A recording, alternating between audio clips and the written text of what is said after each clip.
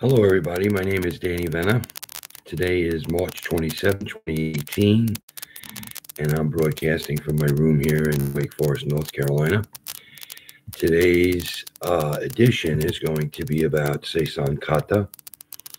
And this is for the students so that they can have this as a point of reference when they're getting ready to go for promotion. We like to build these little video segments so that they can watch them at home and how do you say, practice at home and do their homework. So, all right, Ed McGrath School of Ishinru. This is the Empty Hand Kata volume Seisan. And Kata. Kata is the exercise that we do to practice our movements, our footwork, our breathing, our embusen, the science behind the movements, the practice of drilling inside the kata, building your own repertoire of movements based on your practice, based on what your body mechanic likes. And then the next thing we do is we go into definition and the piecing together of all the laws that makes up the kata. All right, so Seisan, it is in most dojos today, 2018, that they are starting their students when they're ready to start learning kata. Most sensei are starting with the kata Seisan.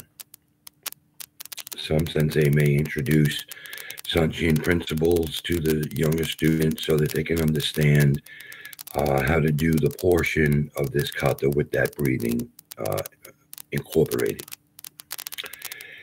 So saying that, we start with this kata in our dojo. We do the same. We get some of the basics into you, such as the heel-toe posture, bent knee, hands in chamber, eyes up,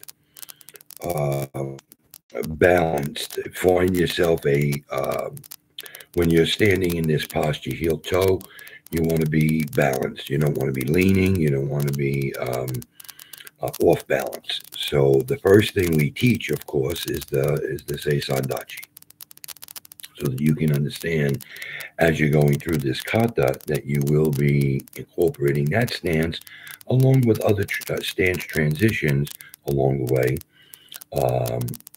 or I should say along the embusen, and that what will happen once you learn the transitioning of the stances and how wide they should be, you will finish the kata in proximity of where you started. And that, let's do a little bit of talking about the kata. Now, obviously, Shimabuku Tatsuo Sensei, when he built this into the curriculum, into the, see, we call them, each kata is like almost like a volume where you basically have 8 of them in the empty hand section, and then when you move on to the weapons katas, there are a set of katas that you will learn when that's available to you. And there are 7 of those. So we give basic explanation of kata, the movements, the bunkai of the basic bunkai of the movements. And this is for beginner students so that they can understand what Master Shimabuku wanted us to, convey to our students based upon these 8 volumes, 8 katas, 8 empty hand katas. So this kata, A version of this kata exists in a lot of different disciplines on the island of Okinawa. May have different names, maybe spelled a little different, maybe said a little different, but the core movements in the kata resemble one another. All right. In our case, we're coming to you from the Ishinru Karate Do flavor, the recipe that our founder, Shimabuku Tatsuro Sensei, put together in these 8 volumes. And they are very specific to one another. And that the origins of the katas come from all of the influence that came to the island of Okinawa over the years. They developed these movements in this kata because I guess the sensei of the day loved the waza, how it looked and how it worked, and how the simplicity of it and the explosiveness of it. It seemed to have worked for them. A lot of the different very notable senseis on the island of Okinawa adapted these concepts and principles into katas that they taught in their system. However, in the Ishinru Karate Do system, this kata is designed to teach the practitioner many different things. So we'll start with one of the quotes. Its name. It says Seisan, so the 13 movements, battles, whatever you want to call them. They are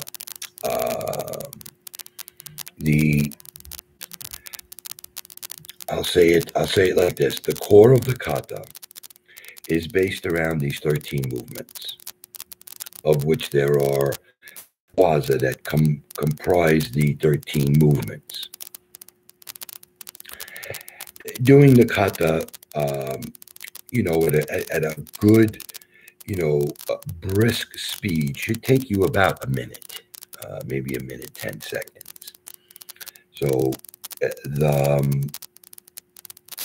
in that time, the movements that you do, the emerson that you follow, the waza that you execute, and then, of course, the basic explanation of what you're doing is given to you by sensei. Well, now, having said that, and the styles and systems and disciplines, while, many of the styles taught the kata, styles, the other senseis, only taught this to their black belts. Whereas we, in the Ishinru community, we teach it.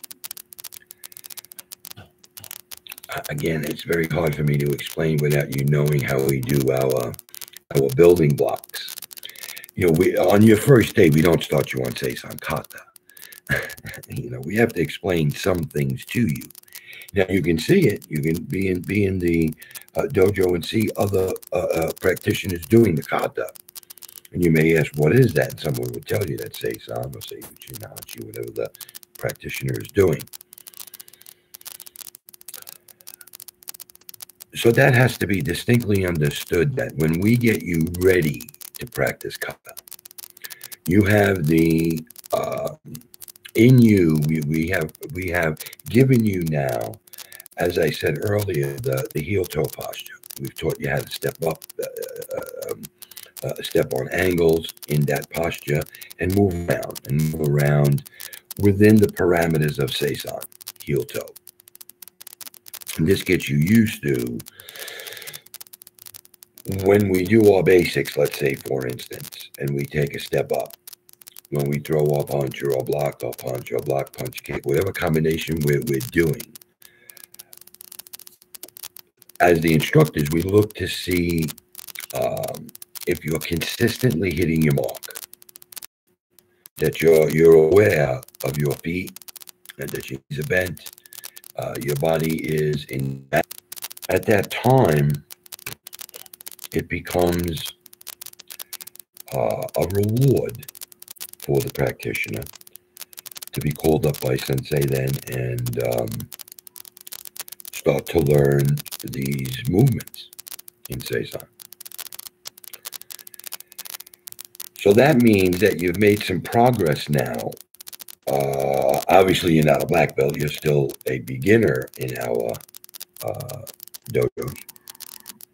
But we've put enough architecture and engineering in you to have explained how to execute a punch, a block, a kick, a turn, all of these things, of which there are, a list of components that when you look at them, you almost scratch your head and say, my goodness, that's just almost too much to learn.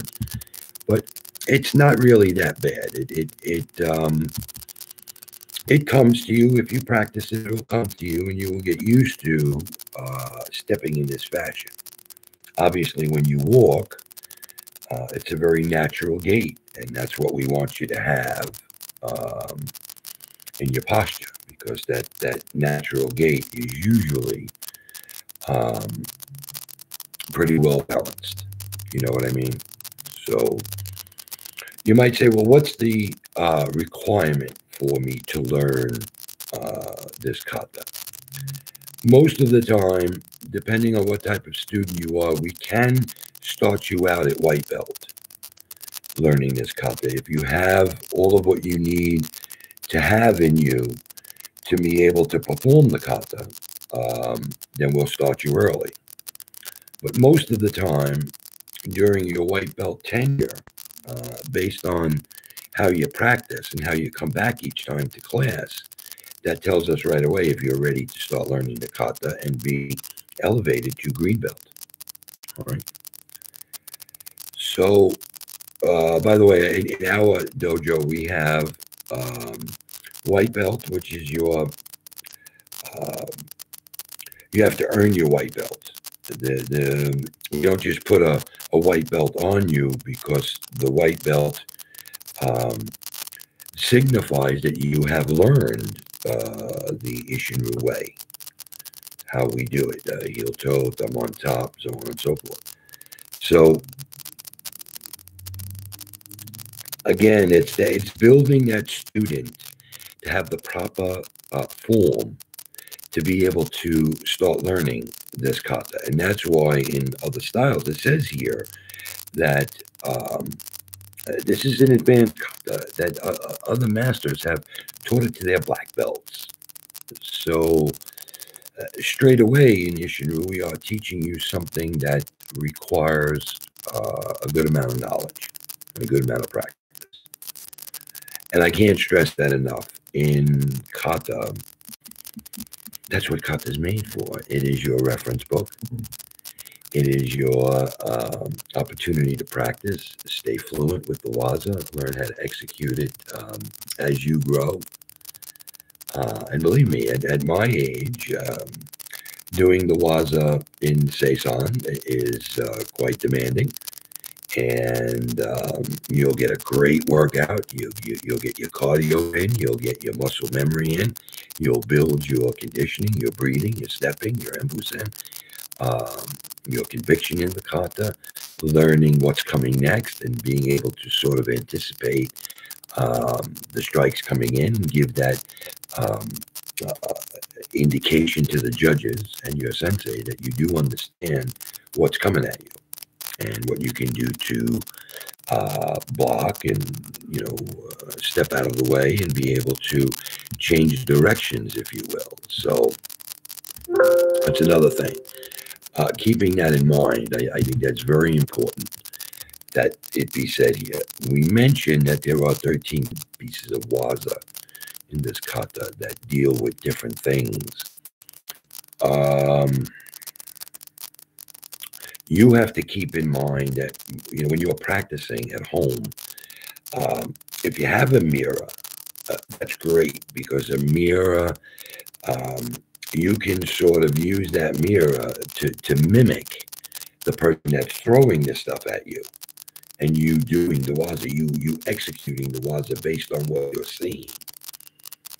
Now, you have to have a creative imagination to be able to do that. But if you care, if you really want to learn and you really want to do your homework, um, little things like this help. Even calling one of your family says, so I can step, I can learn the block, double strike, the kick, the punch, the stacking and the looking, and you can use that person in slow motion, of course, um, so that you're not hurting anybody, and you're just basically practicing the travel of where your arms. It's a great way to check your balance. That's why the mirror. You can stop a second and check your feet. Make sure your knees are bent. Make sure you know you're on balance. You're on point. Um, all of these things count. A slight tilt of the head down. If you're looking down, you're creating weight. A simple little thing like that, just looking down instead of looking up, eyes up. Uh, I would hope that if you ever got in a fight, that you'd be looking, to see everything, not just the ground. Now, I'm not saying that you can't look down and still see up here, but if it's inside your peripheral vision, that's fine. If it's outside your peripheral vision, well, that's not fine. So pick your head up. So again, simple little things like having those checks and balances. There's enough information out there right now where you can get information about checking your stance. We have a video by Sensei Nagel where, he shows you that straight line. He shows you how to check yourself to see if you are in a heel posture, if you are comfortable. Remember, anything you do, if you're uncomfortable, it's not going to come out well. You have to find your level of comfort in the heel-toe stance, transitioning that stance, and being able to duplicate that time and time again. We do teach the Seisan step, which means we have a waza for that. We have that technique has a bunkai. It has just a simple step. You're stepping up or stepping on an angle or breaking that person's balance with that step. It all has a bunkai. It all has a meaning. Try to do as little amount of movement with most effect. Okay? So let's continue. So, names. We call it Seisan. There are other names for the kata, so just be careful. It may be spelt a little differently or said a little differently. Jusan. Just be careful, all right? We spell it Seisan. That's how we spell it. That's how it's listed in our student manual.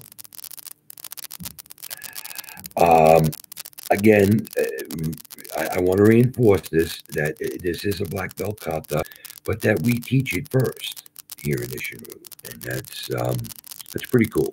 I think that's a pretty cool feature that we, give this to you very early on so that you can have it forever and work it. Just work it. I mean, it's a great kata. Let me say this. This is a great kata for drilling. It has a lot of movements in it that you can drill and become proficient at in the self-defense situation that can really, really help. Okay, so keep that in mind when you're practicing and you're drilling. Remember, that's how you learn kata.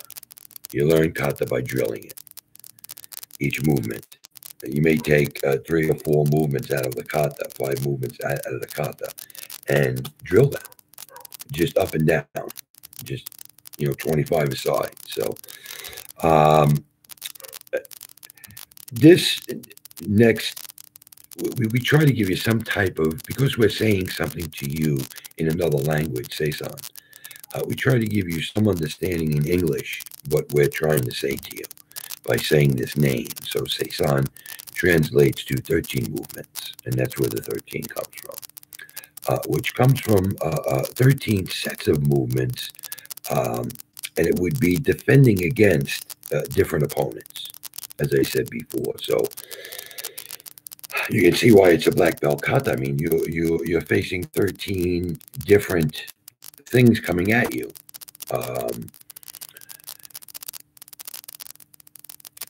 And what it's going to teach you is how to fight in zones: a high zone, a medium zone, and a low zone. And it's going to teach you how to attack all three of those zones in the same second. So the waza that gets applied in the kata doesn't only deal with this or deal with that. No, it's multifaceted. It has many different.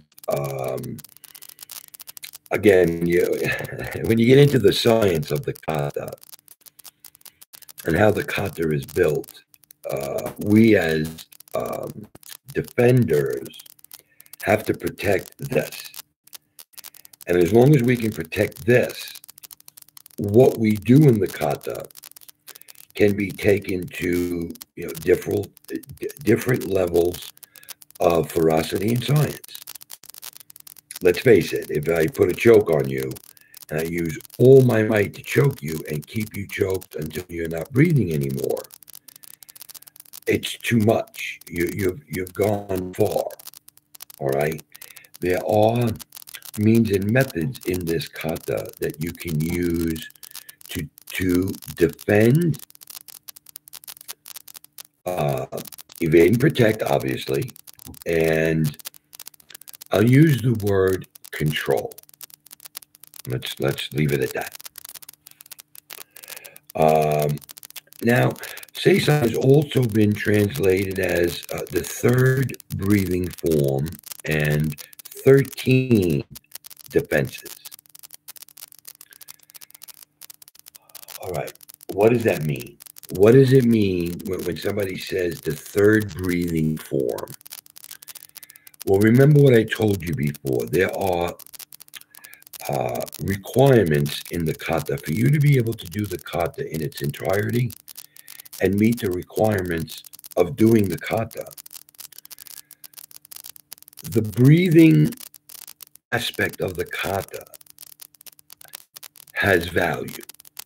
So if you teach the kata and you don't remind the students of how to breathe, when to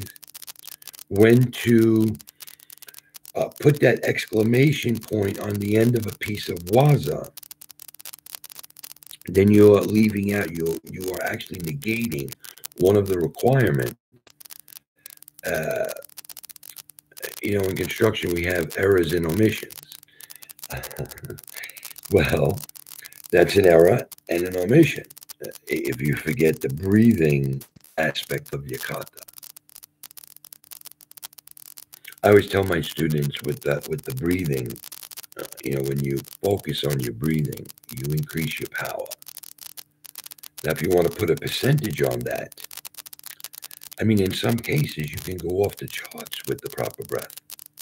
Let's face it, if I breathe and hit you with a knee, it's been recorded that doing that technique properly is like getting hit by an automobile traveling 35 miles an hour.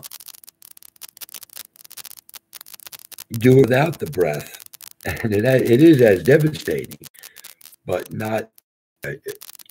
It's a combination of a lot of things: kinetic energy, your muscles coming together as one, your body, your mind, your spirit. Everything just focuses on. It's like it's very hard to describe unless you are a practitioner and you've been hit like that, and you feel the effects of that. It's like a shock of electricity. So let's talk a little bit more about that, why they call it the third breathing form. One, you have to learn how to breathe in a fight. If you think you can breathe in a fight like I'm sitting here in this chair, let me tell you something, you're in for a rude awakening unless you have the most expert of training to be able to do that. because that is total mind, body, and spirit control, that you are in control of all three.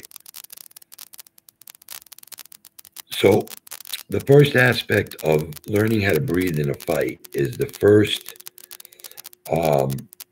you want to call it a cardio workout that we give you to get your heart pumping at about 120 beats a minute, maybe a little bit more, and get you breathing.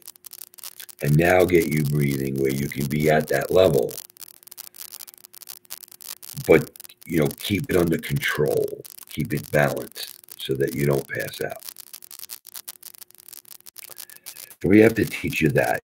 And that's another reason why you have to earn your white belt, because learning these breathing techniques don't just come like overnight, okay? You have to practice them. The second aspect of breathing that we teach is when you're in battle. I mean, moving around and fighting in the dojo, it takes a lot of conditioning. But now when you are completely adrenalized, frightened out of your wits because you're being attacked, that breathing, if you don't practice that, God forbid you're ever attacked on the street, you will gas out in a second. You'll have no power, you'll be discombobulated, you won't even know where you are. Okay. That adrenaline has funny effects on you if you don't know how to properly identify it in your system. Okay, because it is a nasty thing. It is something that we practice as much as we can every day to try to control that, which also helps many other aspects. Remember, breathing. How come you breathe faster when you get out of breath? Did you ever think of that? How come I'm not breathing like I just ran, 10 wind sprints? It's demand. When your body needs that air, you breathe as hard as you can to get that air in there and oxygenize that blood. That's what's happening there. Your blood needs oxygen. It's moving around the body. Things are eating up the oxygen in the blood, and it's like, okay, guys, we need some oxygen. All right, we need to be able to keep up, and there's drills for that. We have pages and pages and pages of drills in our student manual to assist you with building up your breathing capacity. Now, the third method of breathing, which appears in Seisan Kata, all three of these methods of breathing, is the one that I've quoted a million times as a practitioner, as an instructor. I feel that this method of breathing, they call it Sanchin breathing. It is the most beneficial of all the things that they teach you and ask you to practice. This method of breathing, I want to call it very controlled breathing. You use the muscles in your body to sort of constrict the body and keep it like a rock. Keep it balanced, keep it focused. Looking at these three architectures of breathing and the engineering behind each one of the three, when you look at that science and you put that all together, now again, folks, you can't do this in a day. This takes many years of practicing, doing your due diligence, going through your due process, and building these little conditioning blocks in your body to help you should you ever need them. They're tools that become, just inherent. Like you can use these tools without even thinking about it, because you're trained to do so. So the breathing,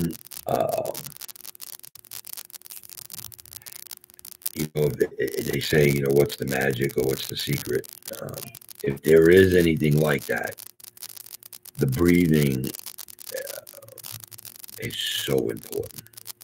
How many times do I go to a tournament and be asked to be a judge, and I sit with my score pad and I think to myself, well, who am I to judge their kata?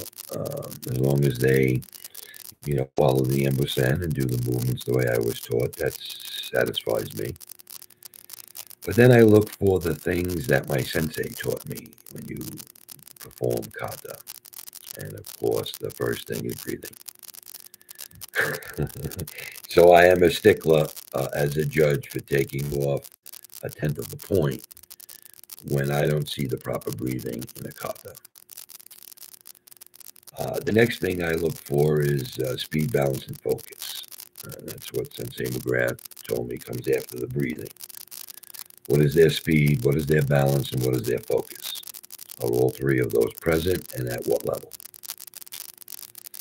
The next thing I look for is if you know this kata and you practice this kata and you're going to do it in tournament, you're going to go in front of other people and show them what you know.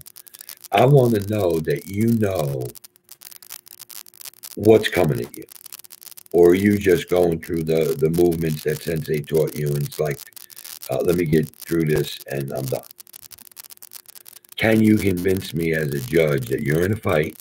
If you say you're doing Seisan Kata, there are 13 different aspects of this fight. Can you show me, as a practitioner, that you understand that and that you are able to, in a fight, man, if I see you going to punch me and I can get there real quick and stop you from even getting that off, we call that a preemptive strike. And that means that you've destroyed what they're going to throw at you, whether it's a hand or a foot or they're swinging something at you. You just destroy that. And from there, you evade and protect from the other things that you have to practice. And that's the waza. That's actually doing the actual techniques. Now, that you'll learn from Sensei. Sensei will show you what Seisan is and what the Embusen is and what the science is behind all of that. But on top of that, learning the waza, remember what I said earlier about this kata. It's a great kata to drill from. There's a lot of movements in this kata that you can use to build a good tempo as to how you can actually deliver your kicks and strikes. So let's just name a couple of things that you do in the kata that just come from. Remember now, we've taught you what an overhead block is, what a shuto block is, what an open hand block is, what gaki blocks are, circular blocks, X blocks, so on and so forth. You've learned these things in your white belt tenure, and you show promise that you can execute these in your basics. So now we teach you how to step out and do a double overhead block in this kata. Open and shuto blocks. If somebody punches at you and you grab their arm with a shuto block, by you doing that, you disable that arm because it now becomes very hard for them to use that limb because it's hurt. Okay? So open hand shuto blocks are very effective, as well as the strikes are as well. So remember, when I do a shuto block, I'm actually doing a shuto strike. I'm actually striking your arm, and I'm destroying that arm so that you can't use it no more. And then I don't want to let it go. Also, I also like to try to capture it. Now, the next thing is the ibuku breathing. You have to learn that sunshin breathing so that you can start to build your inner strength, your being able to take a hit in a fight, staying well rooted to the ground when you need to be. Um, so the or ibuki breathing, I'm sorry, ibuki breathing is essential to you performing this kata at, you know, a proficient level, or even take it a step above that and say a high level of proficiency. Circular blocks. Sensei McGrath was so big on these because anything that you use in a slight circle like that creates an enormous amount of energy. There's just something to be said about the circle. Elbow breaks, in the kata. When you're working these in your drills, the reason why we call out breaks is because if you don't do it properly, you can hurt your uki, and you shouldn't do that. You should always do your practice as you know uh, vigorous as possible, but with the number one priority in mind, and that's safety. And you learn in this kata, how to rapid fire techniques, how to do things in combination very quickly. Remember what I told you before. This is a great kata to drill from. This kata teaches you how to really get it done. All right. Remember what I told you about stance transitions.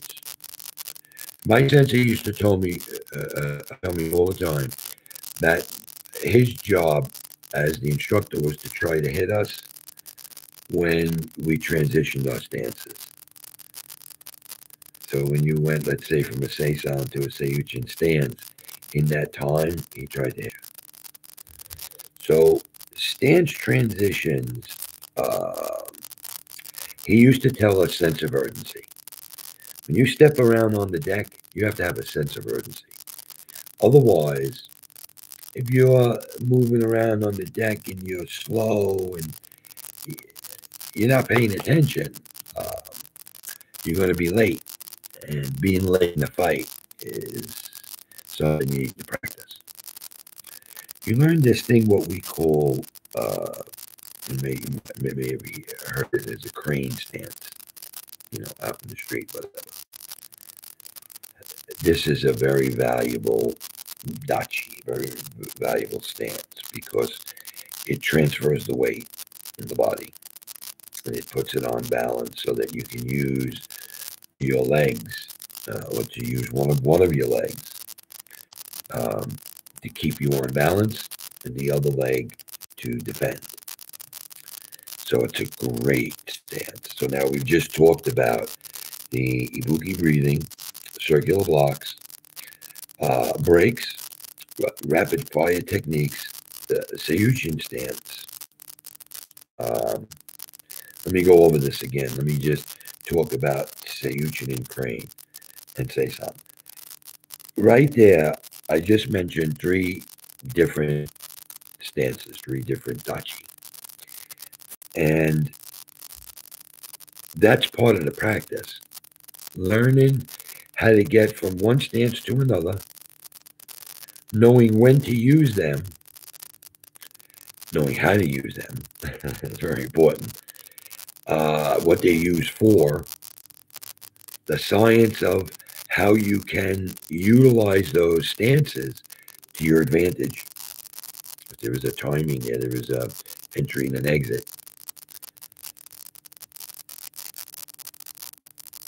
That practice of doing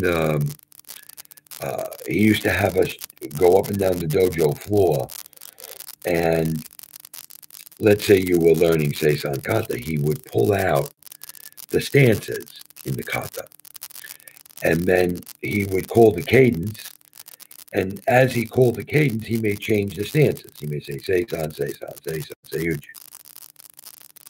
Okay? So That's a drill. Quickly changing stances, like that. You go from Seisan to Seiyuchin. You change your stances like as if you're throwing punches, which gets those hips moving. Hips generate energy. You know, when you use your shoulders, your hips, and that kinetic energy coming up from the ground to, yeah, it's a wonderful, wonderful thing. So again, in there, we like to try to drill the stances. All right. There is a foot break in this kata. There are X blocks in this kata. There are, the double down shudo blocks, where you're, dealing with opponents coming from your peripheral. Step to the side, again, is always, once you learn how to evade and protect, you never want to face something coming in straight ahead. You always want to use the angles to penetrate, enter, and exit by executing your waza and breaking the balance, and just sort of destroying anything that's coming in. You're taught to just destroy it. Okay, such as we mentioned, elbow breaks. Okay, so what does all of this mean? What's the deal here? What are we talking about? So we're going to start with a very basic explanation of these movements. We're going to give you a very basic bunkai. We're going to teach you the embusen. The embusen doesn't change whether you've learned it today or 100 years from now. The path is the path, which I believe is the picture we have up for this broadcast. I used the cover photo of all the different embusens in the katas, which is really cool. The Seisan, if you come to class, we have drawn out, the embusen for each kata. So when you're going through the kata, you can stop, look at the spot where you are, like the map, if you will, as to where you are in the kata, which is really helpful in a lot of cases when you're trying to learn. The history. Let me just give you a little history now about now that I told you, sort of what I want from you in practice when you go home, and that when you come back, you'll have some, information that you will have used, hopefully. Seisan Kata is one of the oldest kata and still taught today. With the exception of Sanchin, its beginning can be traced back to 1688 to about 1760, somewhere in there. One of Okinawa, like their greatest pieces of pride and history in this kata. It's just amazing that it's been passed on now to many different sensei, many different practitioners. There's a lot of people. If you're in martial arts, but particularly in Okinawan martial arts, and you've read some books, or you've gone to, looked at magazines and so on and so forth, you're going to see this. This is not something that we're just talking about. This is something. Seisan Kata is really something to learn if you're into martial arts. Now, Seisan Kata has a barrage of movements in it. As I said before, that I guess the masters of yesteryear really love these movements, and they put them in a kata, and they built this kata. So again, we're not the only ones saying that this is what this is. This comes from a long time of practice, many practitioners, many generations of practitioners. So it's been passed on for many, many years is what you need to know. It's not something that was built in the modern day. This has been around a long time. Now, our version of Seisan Kata from Ishiru Karate, um, obviously, if you go by the birth date of January 15th, 1956, which is when I guess he presented this formally, um, at 62 years old this year. So, that's virtually new, when you talk about dates going back to the 1600s and 1700s. So, um, Seisan is the first kata that we teach here in our dojo, based on your uh, acceptance of all of the basics. Shobuku Tatsuo Sensei eliminated the three shorter beginner katas found in other styles. Uh, and the reason why he did that was because um, I believe he wanted us to start with something and have something that is very advanced and practice it as we are, I want to say beginners, because let's say by the time you get through your white belt and get to green belt, you probably spent a good 6 months, you know, sure. We spent a good 6 months, and that, based upon your practice, you may be able to do it in 30 days if you go home and practice every day. Come back and show that you can execute a punch, a back fist, a block, a kick, and different types of blocks and kicks. I think it's very important. So, um, having said that, um, he took some of the basics out of the kata to get you ready to do Seisan Kata, Seisan Shodan. So we, it says here that he took it out. We really do teach them. Because in order for you, as I said before, in order for you to do Seisan and do it to some degree of proficiency, you would have to have learned what Shimabuku Tatsuo Sensei wanted you to learn so that you could perform Seisan the Ishinru way. Let me put it that way. And, that's just the way it is.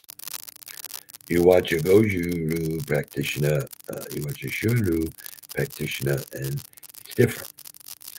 The waza is executed differently. You may see some movements that are similar, but the waza is executed differently because they practice their styles and we practice ours.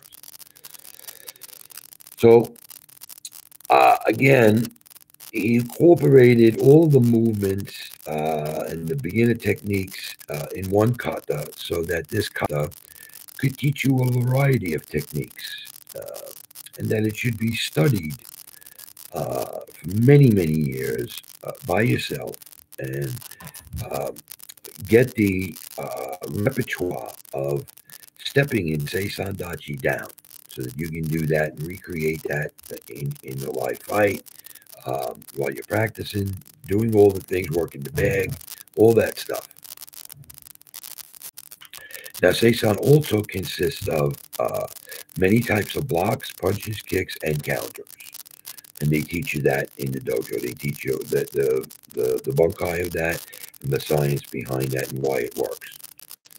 Now, Seisan also makes use of low blocks, Gidan Bari, and middle blocks, Chudan Uki, and open middle blocks, Tagata Bari. And that high blocks, Jodan Yuki, are very effective because sometimes people swing at you with something in their hands.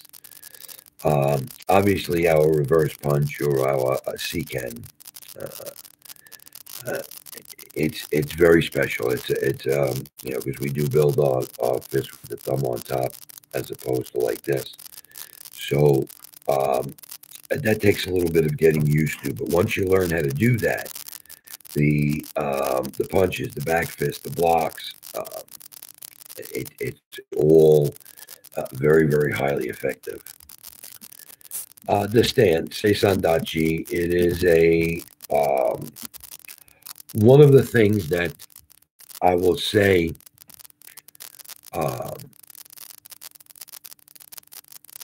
we use inhalate in the katas as long as your heels are in proximity of your shoulder, proximity. Some people are bigger than others. Some people are smaller than others. Some people are wider, thinner, I should say skinnier in their appearance. Um, so you have to find your level of comfort. As long as I can, let's say, do this. If I say in class, get into Seisan.1, and I take, let's say, the bow, I put it, you know, uh, in between your heel and your toe, proximity now, your level of comfort. But if you're outside the proximity of your shoulders and you're not sort of meeting the criteria of Seisan, we need to adjust that. And it's very easy for you to fall out of placement because you might be very comfortable like that, but you just don't realize certain things that make up Seisan have to be present in order for you to take advantage of Seisan. And that is, again, proximity. Your heels of both feet have to be in proximity of those shoulders. Because, if you put a plumb line down, you don't want them to be out of spec. So that takes practice, and it takes, again, repetition to really learn it and be able to reproduce it without thinking about it, without without having to have to look down. Easy boy. Hey, easy boy. All right, well, Mike. All right, boy. Hey. Easy boy. Easy boy. All right, so now let's continue. Seisan also makes use of two other basic Ishinru stances, and that is the Ket stance and the Seiyushin stance. And learning how to transition, again, is very important. That's why we drill. And that it does consist of 3 counterattacks in 3 different directions. So, again, it's very important for you to understand that that's why they call this a black belt kata. You have to learn a lot of things, and you have to become proficient at a lot of different things, and they got to be all present. The blocks and the strikes, we execute.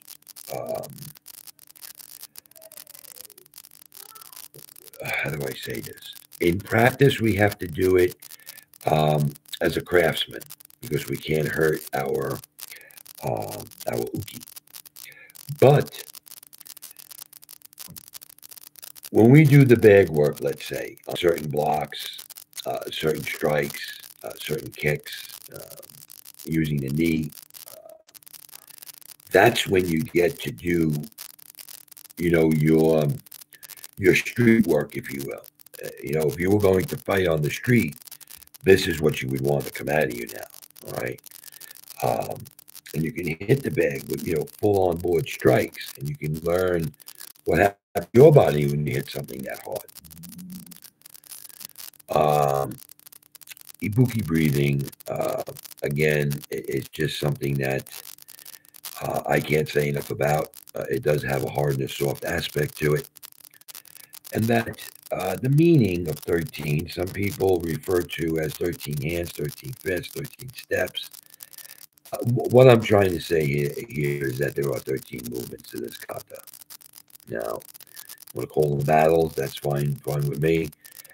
This is just as long as when you answer the question at test time, you understand that they're really what the number 13 actually represents, kata. Some think it was a number of techniques in the original kata. Some think it represents the 13 different types of power and energy or energy in the kata. Some people think it represents the number of different application principles. And it all makes sense because if you think about it and you go through the application of the principles, there are 13 of them. Also represents defending against 13 specific attacks faces while performing the kata.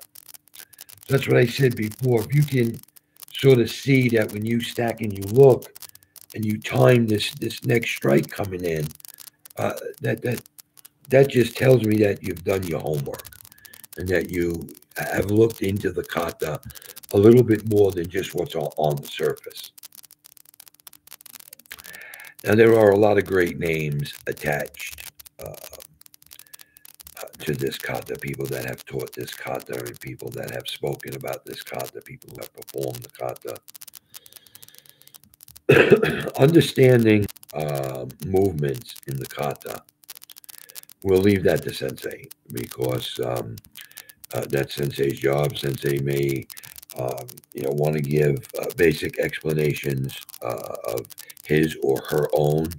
So that's up to sensei. But I will say this, that the one thing that the sensei and Ishinru keep constant, and that is the architecture of how the movements are to be, I'll use the word performed or executed. The next thing is that you do understand that once you learn it, there's a lot more to learn now. Once you have these concepts and principles in you and you've learned them, it's now up to you to, do the practice, go through all of the different things that you'll have to go through to learn it, and then little by little grow within the kata. Because the bunkai can be very sophisticated in that you'll practice it and drill it, and it will just evolve. It just happens. That's the when you read a book, after you're done reading the book and you get this, you get a second to reflect on, the whole storyline of the book, you get a good understanding of what you just read, and that's your interpretation of it. Well, it's clear here. The interpretation is clear. Using the basic bunkai will get you to a level of proficiency. As I said, if you drill this frequently enough, you'll be a pretty top-notch fighter. Because they're great movements. They're very sincere, very explosive, easy to execute, and highly effective. So the next thing is, what we'll do is we'll have the students come and we'll go through the Seisan Kata. We'll do it individually. And then I like team kata. I like to do where we all get on the deck, we bow in, and we go through the kata. So we're going to have 2 more videos that we're going to make. Maybe we'll just put them on one link where you can watch, the students go through the kata and then watch us do it in a team fashion where we all do the same kata together. So any questions, all you have to do is, let's go back over here. Any questions that you may have, all you got to do is just go into the chat box, list whatever you want to list, and we check them, pretty frequently. So we try to answer any questions that you may have. But in the meantime, we're going to get back to our workout now. And as you can see, I have my dojo in the house. So it's starting to clear up outside, and the students will be here in probably about another hour. So I'm going to end this up now, and we'll see you back here, right here on my YouTube channel. And check out the Seisan Kata. We'll be posting that up, both individual and team kata. We'll see you next time.